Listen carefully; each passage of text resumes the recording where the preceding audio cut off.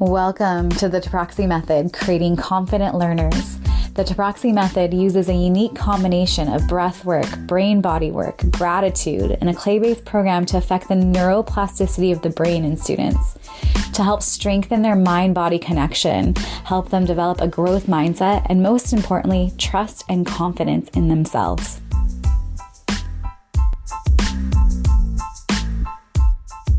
Make sure to hit the subscribe button so you don't miss any episodes. One way to support the Creating Confident Learners podcast is to leave a 5-star review and written review anywhere you listen to it. Thanks so much, and let's get started. Whatever practice we choose will snowball over time, whether it's consciously seeking out glimmers, very similar to the gratitude practice that I teach, whether it's consistent meditation or consistent breath work or consistent practice in yoga or exercise. With anything we do consistently, it will build up over time.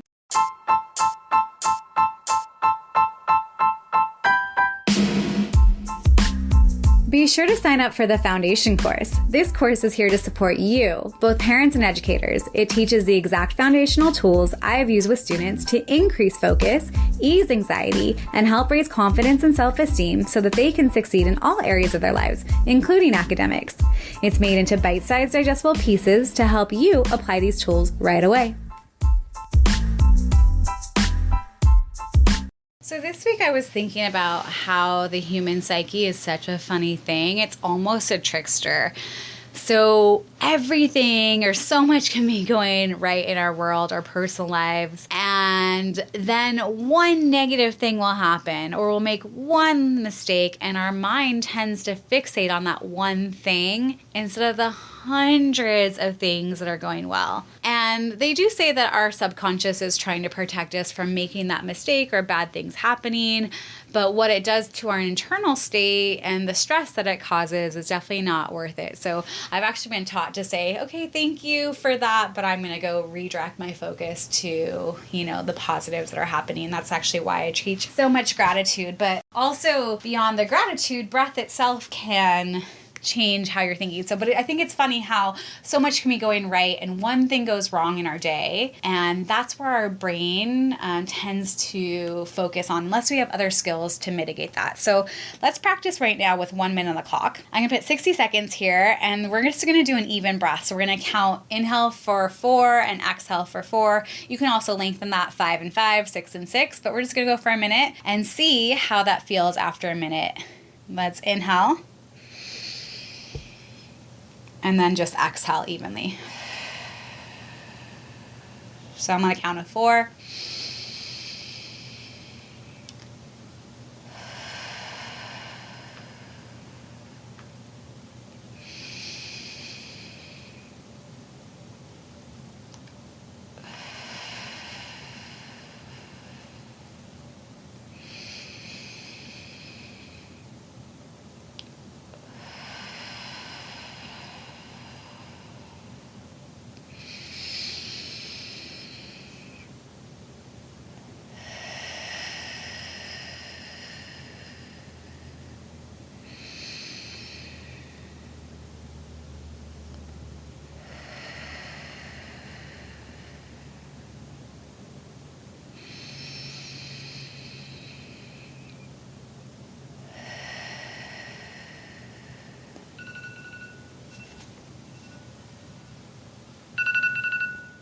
So that was just a minute of even breath, but I tend to teach the 3, 4, 5 breath or the nose breathing breath, but I'm just noticing just from 60 seconds how it switches the quality of thought, the breath, the body. There's just a little bit more ease. And again, the reason I teach gratitude is it switches the attention, the focus, the presence immediately so that we can see the good more readily so that one bad thing, that one negative thing, that one mistake doesn't take so much power over the hundreds of things that are going well.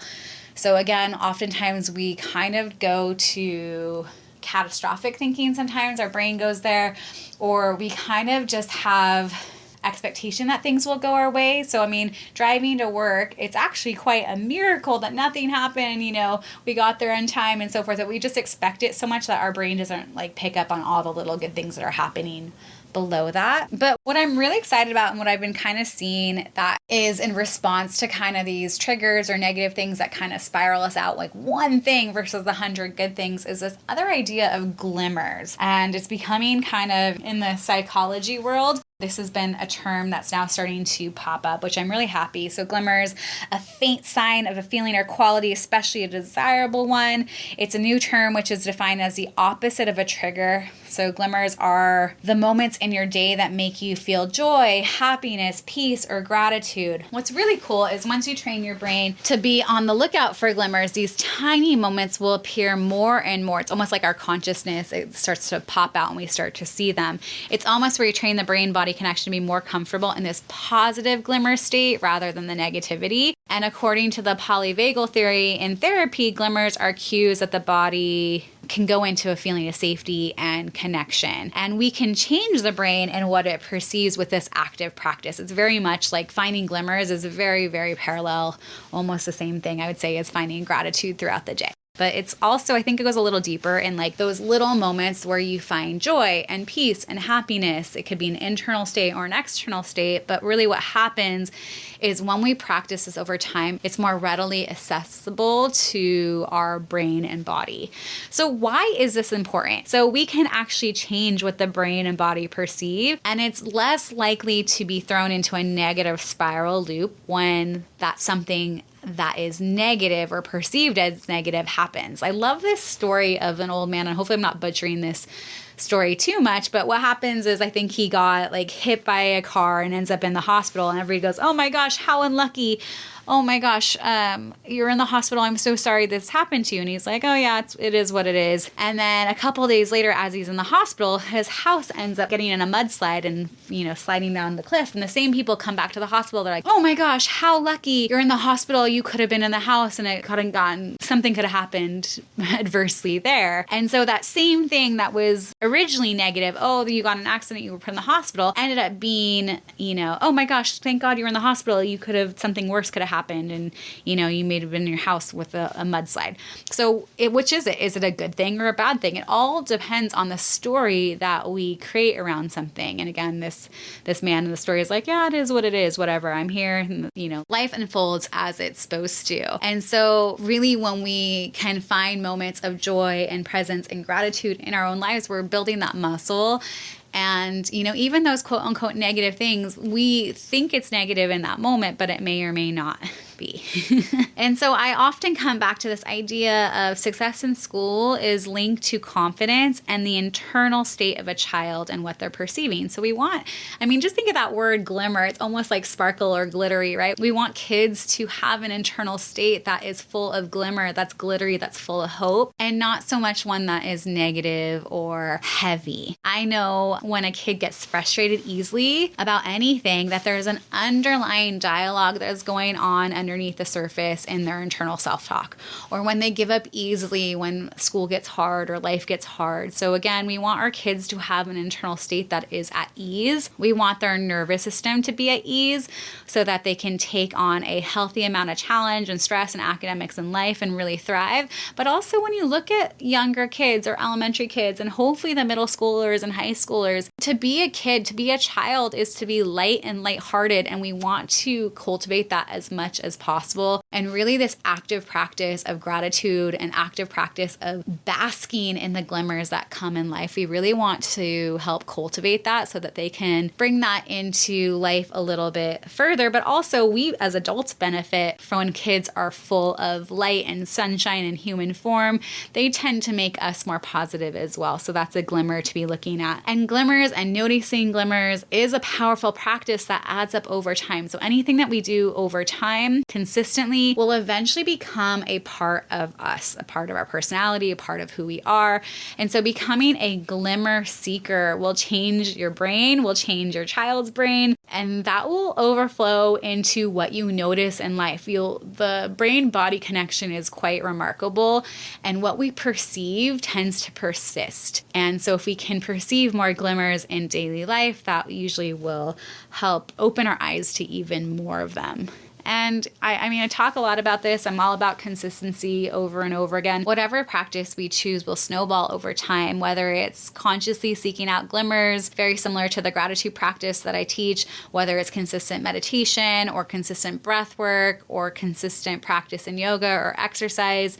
With anything we do consistently, it will build up over time. So it's so important that the practices that we do, that we choose one that's positive. I was thinking about like my house. I ended up cleaning my house this morning quite deeply, and my house overall tends to stay clean with the consistent practice of putting things in their place, wiping down things consistently, deep cleaning at least once a month. But I don't have, when I sat down to clean today, or not sat down, when I went to clean today, it wasn't this big arduous task because there were other things in place that kept it, pretty in line. So I think about that too with consistency, and knowledge growth is brought by the consistency of tutoring weekly or working on some academic concept weekly, and the natural building of the skill and knowledge every week over and over with high expectations. But sometimes just showing up over and over, creating a space, a time specifically carved out for a child's success, having the positive interactions, noticing the glimmers together, practicing noticing glimmers and gratitude allows for happy, more capable children, and that's really what we want.